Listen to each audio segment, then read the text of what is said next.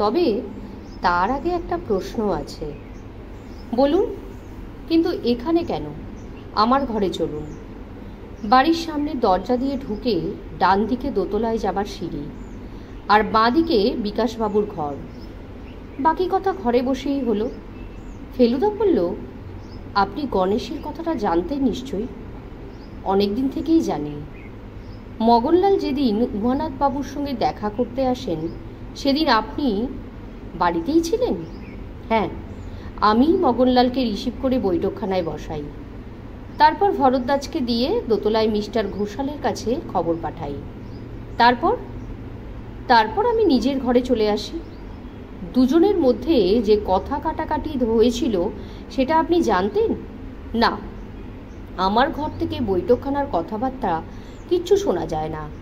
তাছাড়া আমার ঘরে তখন রেডিও চলছিল। যেদিন গণেশটা চুরি গেল সেদিনও কি আপনার ঘরেই ছিলেন? বেশিরভাগ সময়। মিস্টার ঘোষালরা যখন বাইরে যান তখন আমি ওদের গেট পর্যন্ত পৌঁছে দিই। ওখান থেকে যাই পুজো মণ্ডপে। শশীবাবুর কাজ দেখতে বেশ লাগে। সেদিন ভদ্রলোককে দেখে অসুস্থ মনে হলো। জিজ্ঞেস করাতে বললেন শরীরটা ম্যাজ ম্যাজ করছে। আমি ঘরে এসে ওষুধ দিয়ে ওকে দিয়ে আসি। হোমিওপ্যাথিক কি? আপনার সেলফে দুটো হোমিওপ্যাথির বই দেখেছি। হ্যাঁ, হোমিওপ্যাথিক। কি ওষুধ জানতে পারি? পালসেটিনা 30। ওষুধ দিয়ে ঘরে ফিরে আসেন? হ্যাঁ। কি করছিলেন ঘরে? লখনৌ রেডিও থেকে আক্তারি বাইয়ের রেকর্ড দিচ্ছিল, তাই শুনছিলাম। কতক্ষণ রেডিও শোনেন? ওটা চালানোই ছিল। আমি ম্যাগাজিন পড়ছিলাম, ইলাস্ট্রেটেড উইকলি। তারপর মিস্টার ঘোষাল ফেরা না পর্যন্ত আর বাইরে বেরোননি? না। বেঙ্গলি ক্লাব কাবুলিওয়ালা থিয়েটার করছে। ওদের তরফ থেকে দুজনের আসার কথা ছিল মিস্টার ঘোষালের সঙ্গে দেখা করার জন্য, বোধহয় প্রধান অতিথি হওয়ার জন্য অনুরোধ করতে। ওদের আসার অপেক্ষায় বসেছিলাম। ওরা এসেছিলেন অনেক পরে, 9টার পরে। ফেলুদা দরজা দিয়ে দোতলায় যাবার সিঁড়িটার দিকে দেখিয়ে বললেন, আপনি যেখানে বসেছিলেন সেখান থেকে ওই সিঁড়িটা দেখা যাচ্ছিল কি? হ্যাঁ। ওটা দিয়ে কাউকে উঠতে বা নামতে দেখেছিলেন বলে মনে পড়ে? না। তবে ওটা ছাড়াও আর একটা সিঁড়ি আছে পিছন দিকে, জমাদারের সিঁড়ি। সেটা দিয়ে কেউ উঠে থাকলে আমার জানার কথা নয়। বিকাশবাবুর সঙ্গে কথা শেষ করে আমরা ভদ্রলোককে সঙ্গে নিয়ে দোতলায় অম্বিকাবাবুর ঘরে গেলাম। জানালার ধারে পুরনো আরাম কেদারায় বসে বৃদ্ধ ভদ্রলোক নিবিষ্ট মনে স্টেটসম্যান পড়ছেন। পায়ের আওয়াজ পেয়ে কাগজটা সরিয়ে ঘাড় ফিরিয়ে সোনার চশমার ওপর দিয়ে ভ্রুকুটি করে আমাদের দিকে দেখলেন। ভদ্রলোকের মাথার মাঝখানে টাক, কানের দুপাশে ধপধপে সাদা চুল, দাড়ি গোপ কামানো, দু চোখের ওপর কাঁচা পাকা মেশানো ঘন ভুরু। বিকাশবাবু আমাদের সঙ্গে পরিচয় করিয়ে দিলেন। অম্বিকাবাবু মুখ খুলতেই বুঝলাম যে ওর দুপাটি দাঁতই ফলস। কথা বলার সময় কিটকিট করে আওয়াজ হয়, মনে হয় এই বুঝি দাঁত খুলে পড়ল। প্রথমে সোজা লালমোহনবাবুর দিকে চেয়ে বললেন, আপনারাও পুলিশ নাকি? লালমোহনবাবু ভড়কে গিয়ে ঢোক গিলে বললেন, হ্যাঁ আমি না, আমি কিছুই না। এ আবার কি রকম বিনয় হলো? না, ইনি মানে গো। বিকাশবাবু এগিয়ে এসে ব্যাপারটা পরিষ্কার করে দিলেন। ইনি প্রদোষ মিত্র, গোয়েন্দা হিসেবে খুব নামডাক। পুলিশ তো কিছুই করতে পারল না, তাই মিস্টার ঘোষাল বলছিলেন। অম্বিকাবাবু এবার সোজা ফেলুদার দিকে চাইলেন। উমা কি বলেছে? বলেছে গণেশ কাছে গেছে বলে ঘোষাল বংশ ধ্বংস হয়ে যাবে। ননসেন্স। তার বয়স কত? 40 পেরোয়নি, আমার 73। ঘোষাল বংশের ইতিহাস সে আমার চেয়ে বেশি জানে। উমা ব্যবসায় উন্নতি করছে, সে কি গণেশের দৌলতে? নিজের বুদ্ধিশুদ্ধি না থাকলে গণেশ কি করবে? আর তার যে বুদ্ধি সে কি গণেশ দিয়েছে? সে বুদ্ধি সে পেয়েছে তার বংশের রক্তের জোরে। 1924-এ কেমব্রিজে ম্যাথামেটিক্সে ট্রাইপস করতে যাচ্ছিল অম্বিকা ঘোষাল, যাকে দেখছো তোমাদের সামনে। যাবার 7 দিন আগে পিঠে কার্বাঙ্কল হয়ে যায় অবস্থা। বাঁচিয়ে দিল না হয় গণেশ, কিন্তু বিলেতে যাওয়া যে পণ্ড হয়ে গেল চিরকালের জন্য, তার জন্য কে দায়ী? উমানাথের ব্যবসা বুদ্ধি আছে ঠিকই, তবে ওর জন্মানো উচিত ছিল 100 বছর আগে। এখন তো শুনেছি নাকি এক বাবাজির কাছে দীক্ষা নেবার মতলব করছে। তার মানে আপনার গণেশটা যাওয়াতে কোনো আফসোস নেই? অম্বিকাবাবু চশমা খুলে তার ঘোলাটে চোখ দুটো ফেলুদার মুখের ওপর ফোকাস করলেন। গণেশের গলায় একটা হিরে বসানো ছিল, সেটার কথা উমানাথ বলেছে? তা বলেছেন। কি হিরে তার নাম বলেছে? না, সেটা বলেননি। ওই তো জানে না তাই বলেনি। বনস্পতি হীরের নাম শুনেছ? সবুজ রঙের কি? ফেলুদার এই এক কথায় অম্বিকাবাবু নরম হয়ে গেলেন।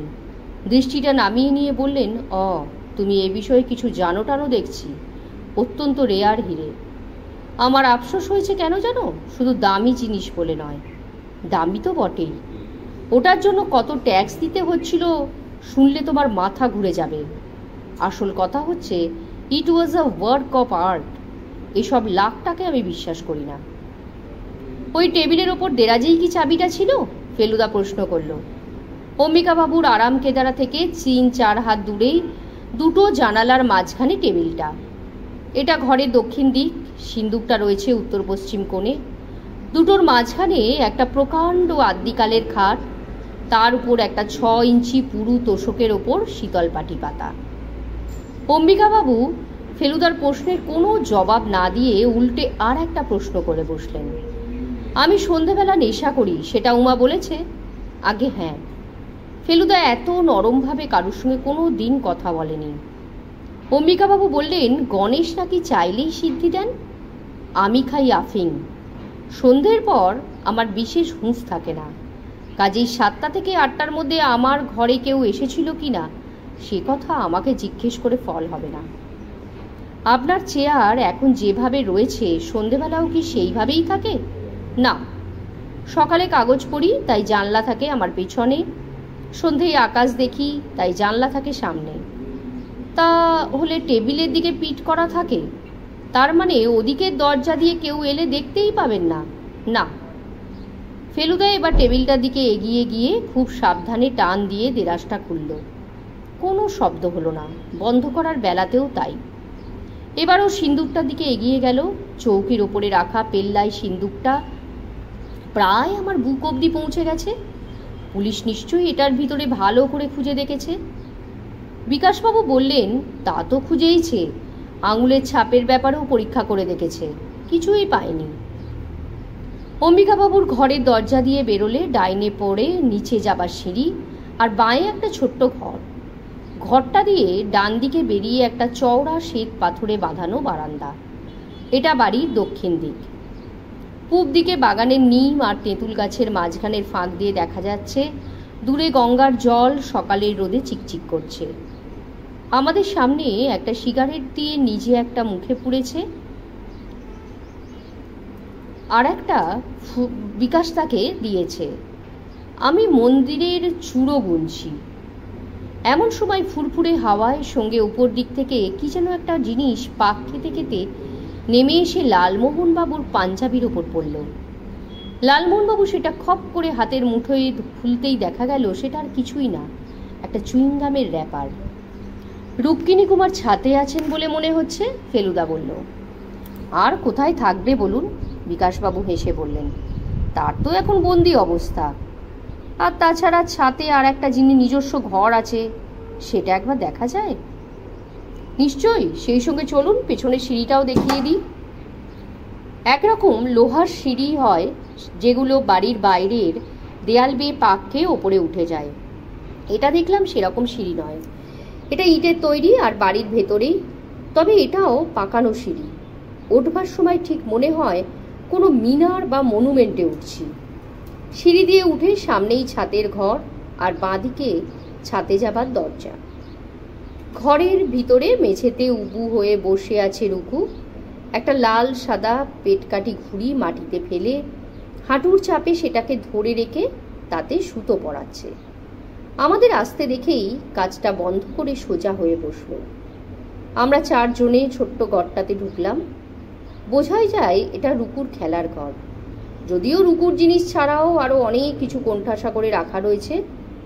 দুটো পুরনো মরচে ধরা ট্রাঙ্ক, একটা প্যাকিং কেস, একটা ছেঁড়া মাদুর, 3টে হ্যারিকেন, লণ্ঠন, একটা কাত করা ঢাকাই জ্বালা, আর কোণে ডাঁই করা পুরনো খবরের কাগজ আর মাসিক পত্রিকা। তুমি গোয়েন্দা? ফেলুদার দিকে সটান এক দৃষ্টে তাকিয়ে প্রশ্ন করল রুকু। আজ দেখছি ফর্সা রংটা রোদে পুড়ে যেন একটু তামাটে লাগছে। তার মুখে যে চুইংগাম রয়েছে সেটা তার চোয়াল নাড়া দেখেই বোঝা যাচ্ছে। ফেলুদা হেসে বলল, খবরটা ক্যাপ্টেন স্পার্ক কি করে পেলেন সেটা জানতে পারি? আমার অ্যাসিস্ট্যান্ট বলেছে, গম্ভীরভাবে জানালো রুকু। সে আবার ঘুড়ির দিকে মন দিয়েছে। কে তোমার অ্যাসিস্ট্যান্ট? ফেলুদা জিজ্ঞেস করল। পার্কের অ্যাসিস্ট্যান্ট খুদে র্যাক্সিট, সেটা জানো না? তুমি কি রকম গোয়েন্দা? লালমোহনবাবু ছোট্ট একটা কাশি দিয়ে তার দিকে আমাদের দৃষ্টি আকর্ষণ করে বললেন, ক্ষুদিরাম রক্ষিত, 4.5 ফুট হাইট, স্পার্কের ডান হাত। ফেলুদা ব্যাপারটা বুঝে নিয়ে বলল, কোথায় আছে তোমার অ্যাসিস্ট্যান্ট? উত্তরটা এলো বিকাশবাবুর কাছ থেকে। ভদ্রলোক একটা অপ্রস্তুত হাসি হেসে বললেন, ও ভূমিকাটা এখন আমাকেই পালন করতে হচ্ছে। তোমার রিভলভার আছে? হঠাৎ প্রশ্ন করল রুকু। আছে, বলল ফেলুদা। কি রিভলভার? কোল্ট।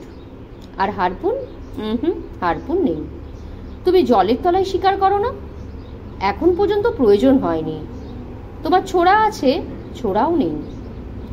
এমনকি এরকম ছোড়াও নেই? রুকুর মাথার ওপরে দেয়ালে পেরেকে থেকে একটা খেলার ছোড়া ঝুলছে। এটাই কাল ওর কোমরে বাঁধা দেখেছিলাম। ওই ছোড়া আমি শয়তান সিংয়ের পেটে ঢুকিয়ে নাড়ি ভুড়ি বার করে দেবো। সে তো বুঝলাম। ফেলুদা রুকুর পাশে মেঝেতে বসে পড়ল। কিন্তু তোমাদের বাড়ির সিন্দুক থেকে যে একজন শয়তান সিং একটা সোনার গণেশ চুরি করে নিয়ে গেল, তার কি হবে? শয়তান সিং এ বাড়িতে ঢুকতেই পারবে না। ক্যাপ্টেন স্পার্ক সেদিন মাছলি বাবাকে দেখতে না গেলে ব্যাপারটা হতো না, তাই না? মাছলি বাবার গায়ের রংটা কঙ্গোর গাঙ্গোরিলার মতো কালো।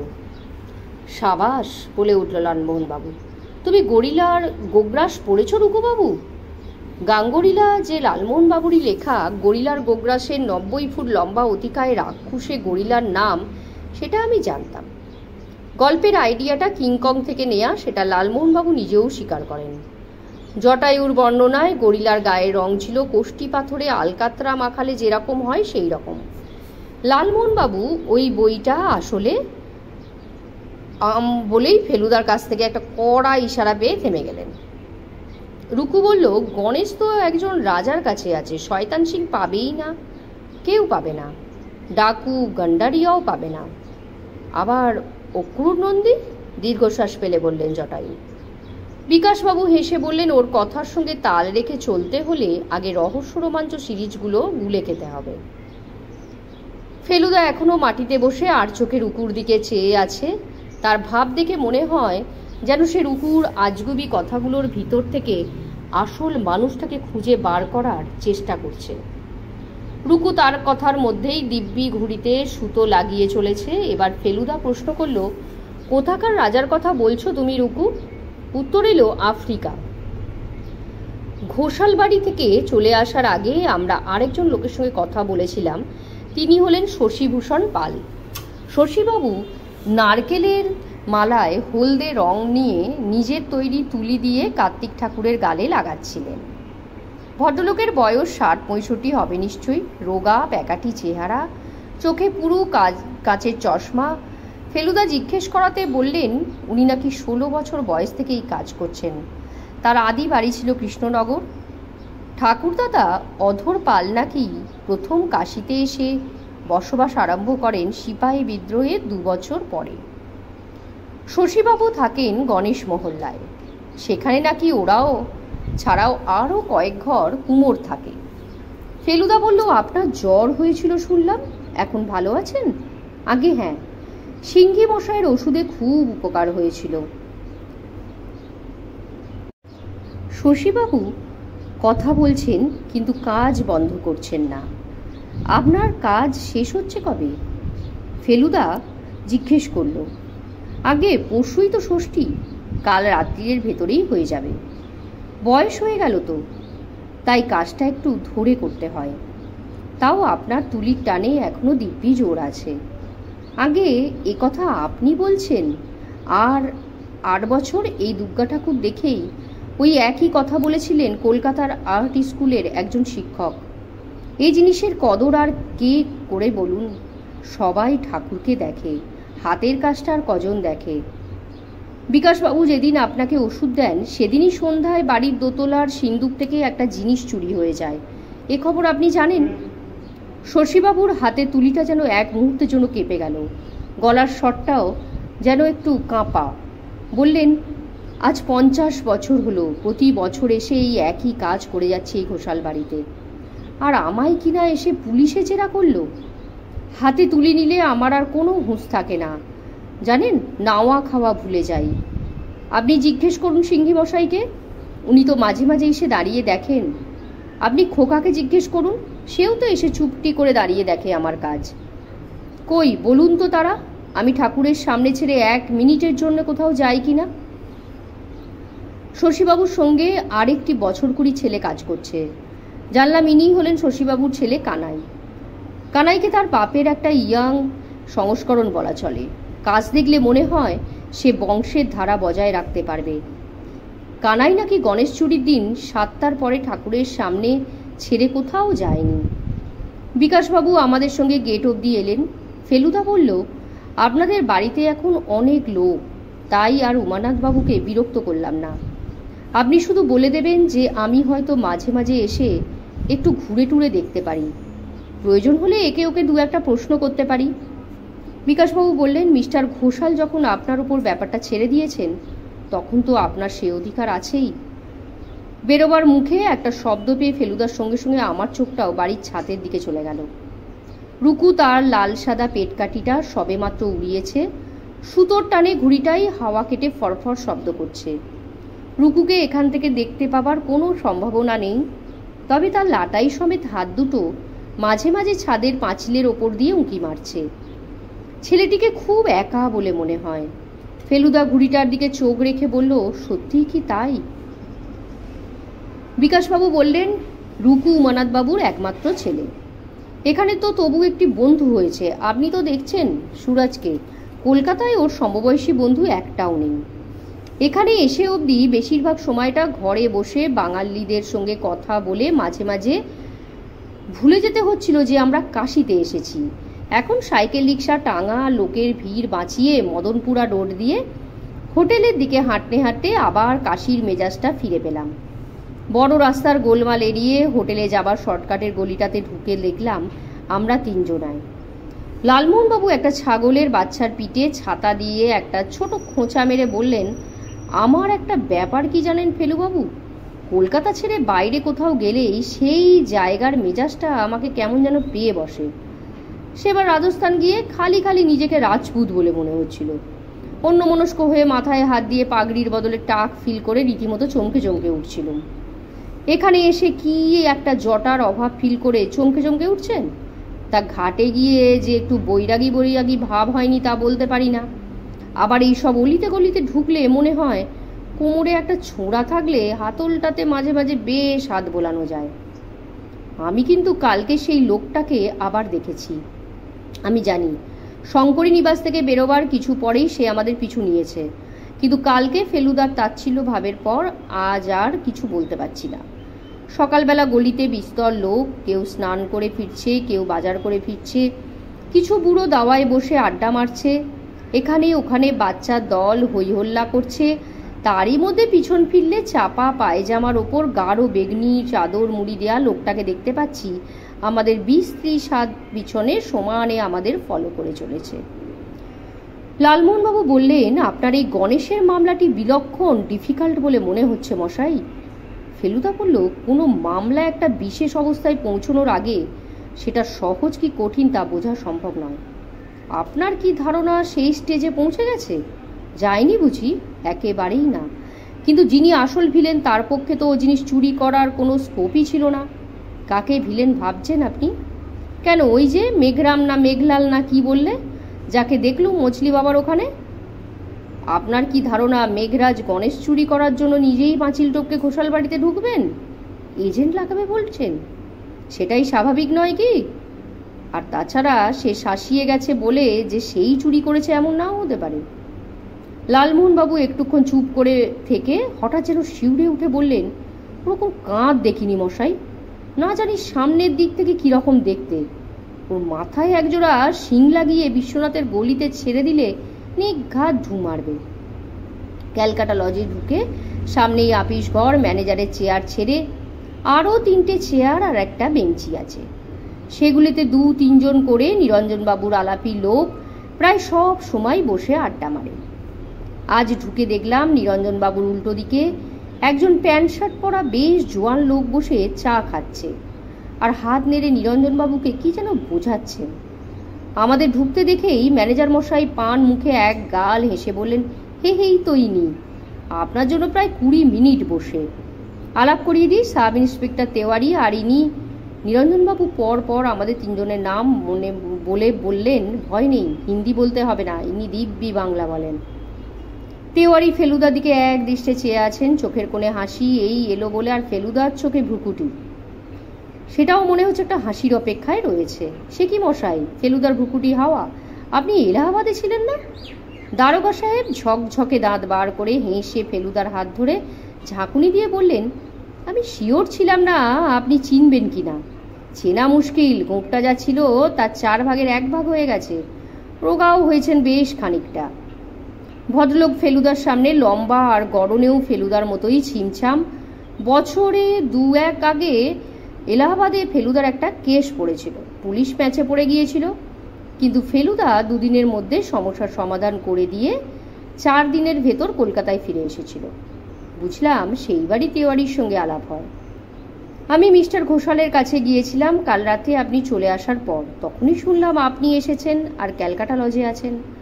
নিরঞ্জনবাবু চায়ের অর্ডার দিয়েছেন, আমরা 3 জনে বসলাম। ফেলুদা স্বস্তির নিঃশ্বাস ফেলে বলল, যাক, মিস্টার ঘোষাল পুলিশের কথা বলতে আমার একটু দুশ্চিন্তা হচ্ছিল, এখন আপনাকে দেখে অনেকটা হালকা লাগছে, আপনার সঙ্গে ক্লাস হবে না। তার মানে মনে হয় 2টো মাথায় এক করলে বোধহয় কাজের সুবিধেই হবে, বেশ গোলমালে ব্যাপার, তাই না মশাই? তেওয়ারি একটা শুকনো হাসি হেসে বললেন, ইনফ্যাক্ট ইট ইজ সো গোলমেলে যে আপনি তো আপনাকে এলাম বারণ করতে। কেন বলুন তো? মগনলাল যে ব্যাপারে আছে সে ব্যাপারে এই হচ্ছে আমার অ্যাডভাইস। আপনি 2 দিন গেলেন মিস্টার ঘোষালের বাড়ি, তার জন্য আমার খুব ভাবনা হচ্ছে, আপনাকে খুব সাবধানে থাকতে হবে। ওর স্পাই আর ভাড়াটে গুন্ডা সারা বেনারস শহরে ছড়িয়ে আছে। হারকিষান চা নিয়ে এলো। ফেলুদা চিন্তিতভাবে একটা কাপ চা তুলে নিয়ে বলল, কিন্তু মগনলাল যে এ ব্যাপারে সত্যিই জড়িত সে সম্বন্ধে আপনি এত নিশ্চিত হচ্ছেন কি করে? মিস্টার তেওয়ারি ভুরুটা কুঁচকে বাঁ হাতের আঙুলগুলো দিয়ে টেবিলের ওপর কয়েকটা টোকা মেরে বললেন, আমরা যে লাইনে ইনভেস্টিগেশন করছি তাতে মগনলালকে একেবারে বাদ দেওয়া যায় না, ওর মতো কানিং লোক আর নেই। আপনারা কোন লাইনে তদন্ত চালাচ্ছেন সেটা বলছি আপনাকে। আপনার কাছে আমি কিছুই লুকোবো না, ঘোষাল বাড়ির সবাইয়ের সঙ্গে আপনার আলাপ হয়েছে কি? চাকর বাকর বাদে আর মোটামুটি সকলের সঙ্গেই হয়েছে। শশীবাবুকে দেখেছেন তো? হ্যাঁ দেখেছি বই কি, আজই সকালে তার সঙ্গে কথা হয়েছে। ওর ছেলেটিকে দেখেছেন নিশ্চয়ই? হ্যাঁ, সেও তো কাজ করছিল। কিন্তু শশীবাবুর আর একটি ছেলে আছে সেটা জানেন? এ খবরটা অবশ্যই আমরা কেউই জানতাম না। এই ছেলেটির নাম নিতাই, ভেরি ব্যাড টাইপ, 18 বছর বয়স, আর এই বয়সে যত খারাপ দোষ থাকতে পারে সবই আছে। আমরা এখনো কোনো প্রমাণ পাইনি, কিন্তু ধরুন যদি সে মগনলালের খপ্পরে পড়ে থাকে। ফেলুদা হাত তুলে বলল, বুঝেছি, মগনলাল নিতাইকে হাত করবে, নিতাই হয় তার বাপকে না হয় দাদাকে হুমকি দিয়ে তাদের সিন্দুক খুলিয়ে গণেশ চুরি করাবে।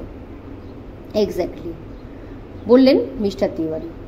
নিতাইয়ের ব্যাপারটা জানার পর থেকেই মনে হচ্ছে একটা রাস্তা পাওয়া গেছে। আমার অ্যাডভাইস, আপনি এখন একটু চুপচাপ থাকুন। দশেরা টাইমে বেনারসে অনেক কিছু দেখবার আছে, সেই সব দেখুন, কিন্তু ঘোষাল বাড়িতে বেশি যাতায়াত করবেন না। ফেলুদা অল্প হেসে চায়ে চুমুক দিয়ে একেবারে অন্য প্রসঙ্গে চলে গেল।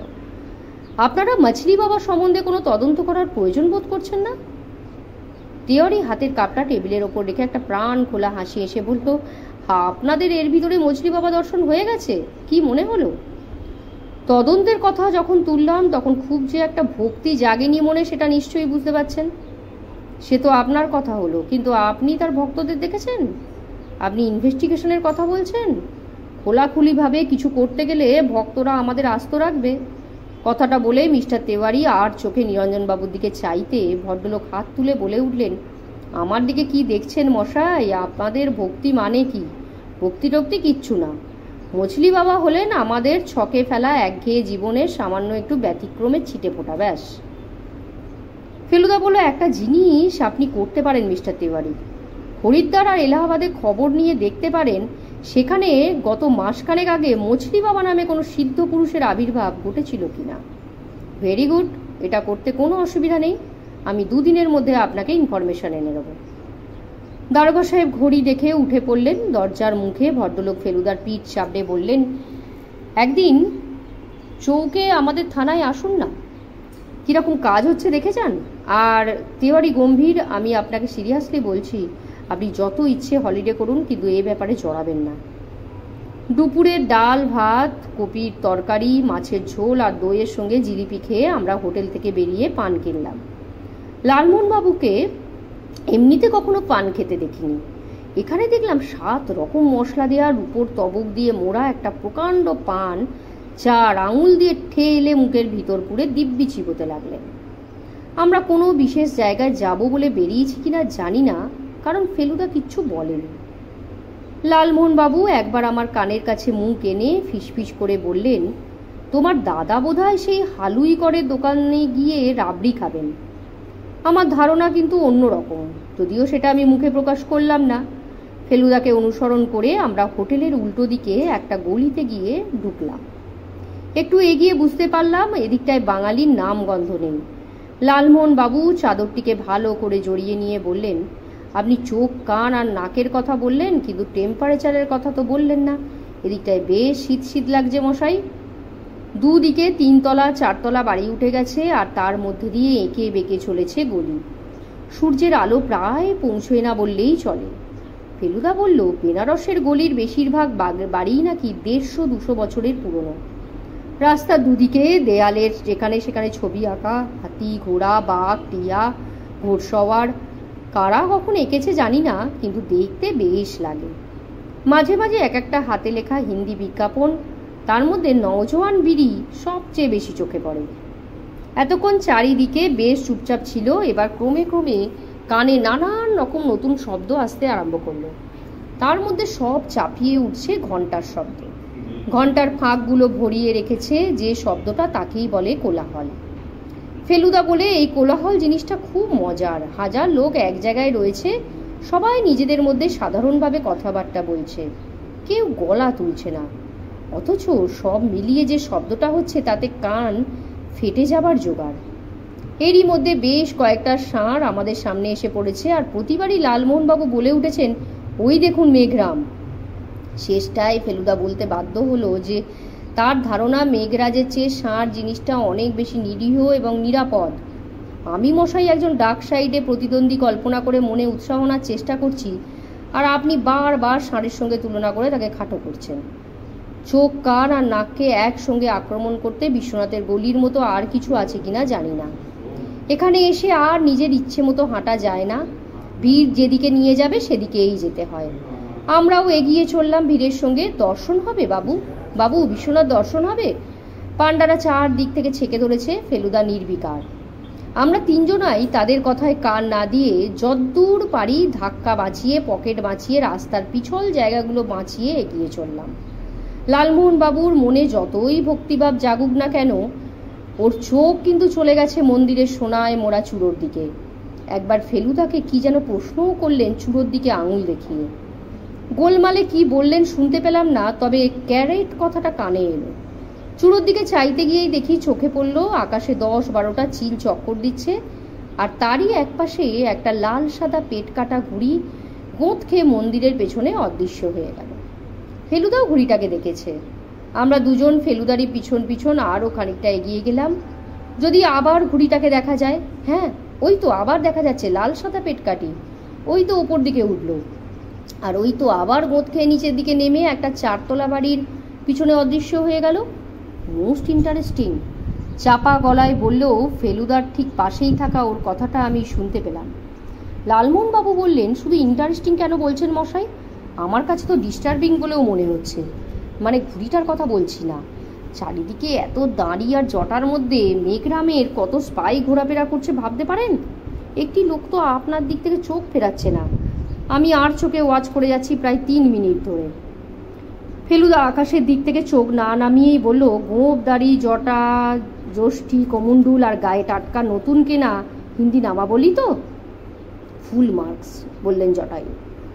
আমরা আবার এগিয়ে গেলাম। সামনেই একটা ষাঁড়ের পেছনে একটা সিঁদুর আর জবা ফুলে বোঝাই দোকানের পাশে লোকটা দাঁড়িয়ে আছে। ফেলুদা তার সামনে এসে বেশ জোর গলায় বলল, জয় বাবা বিশ্বনাথ। আমার হাসি পেলেও একদম চেপে গেলাম। বিশ্বনাথ থেকে আমরা সোজা চলে গেলাম জ্ঞানব্যাপী। এখানেই আওরঙ্গজেবের মসজিদ, আর এখানেই সেই প্রকাণ্ড খোলা চাতাল। চাতালটায় এসে আবার আকাশের দিকে চাইতে আর ঘুড়িটা দেখতে পেলাম না। উত্তর দিকে যেখানে চাতালটা শেষ হয়েছে সেখান দিয়ে একটা সিঁড়ি নেমে গেছে রাস্তায়, কারণ চাতালটা রাস্তার চেয়ে প্রায় 8-10 হাত উঁচুতে। ফেলুদা কি মতলবে বেরিয়েছে সেটা নিয়ে আমার মনে যে সন্দেহটা ছিল, এখন দেখলাম লালমোহনবাবুও সেই একই সন্দেহ করছেন। আপনি কি মশাই মেঘরামের বাড়ি যাবার তাল করছেন নাকি? ফেলুদা বলল, আমার আরাধ্য দেবতা আর কে আছে বলুন? ক্রাইম না থাকলে তো ফেলু মিত্তিরের রোজগার বন্ধ হয়ে যাবে। সুতরাং এখানকার সবচেয়ে বড় ক্রিমিনালের মন্দিরটা একবার দেখে যাব না? দিনের বেলা চারিদিকে শরৎকালে ঝলমলে রোদ আর লোকের ভিড় হলে হয়তো ফেলুদার কথায় অতটা শিউরে উঠলাম না। তবে ওই এক কথায় বুকের ঘড়িটায় দম দেয়া হয়ে গেছে আর ধুকপুক শুরু হয়ে গেছে। এখানে গোলমাল কম। তাই লালমোহনবাবুর পরের প্রশ্নটা গলা নামিয়ে করতে পারলেন, আপনার অস্ত্রটি সঙ্গে নিয়েছেন তো? কোন অস্ত্রটার কথা বলছেন? রিভলভার নিইনি, বাকি 3টে সব সময় সঙ্গে থাকে।